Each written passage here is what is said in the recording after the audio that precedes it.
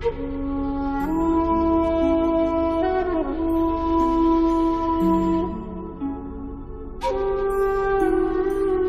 جوان کو لوگوں نے طواف کعبہ کرتے ہوئے دیکھا، وہ درود شریف پڑھ رہا تھا۔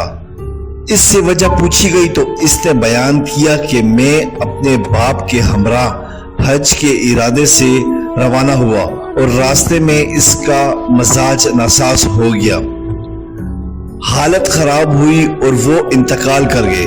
انا للہ و انا الیہ راجعون۔ ان کا چہرہ سیاہ اور آنکھیں زرد ہو گئی اور شکم پیٹ پھول گیا۔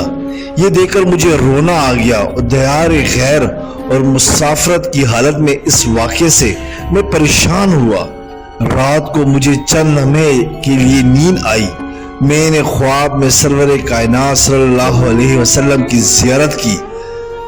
حضور صلی اللہ علیہ وسلم سفید لباس زیبتین کیے ہوئے تھے، عطر کی خوشبو کا جان نواز جھونکا سرکار کے جسم مبارک سے پھوٹ رہا تھا۔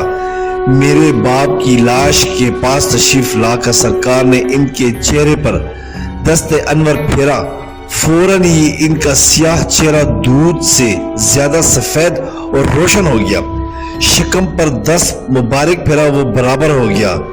حضور جب واپسی کے لیے پلٹے تو میں نے اٹھ کر دامن مبارک کا گوشہ تھام لیا اور عرض گزار ہوا، اے سید و سرور صلی اللہ علیہ وسلم، اس ذات والا کا واسطہ جس نے ہماری حالت غریبی میں آپ کو بھیجا، آپ کون ہیں؟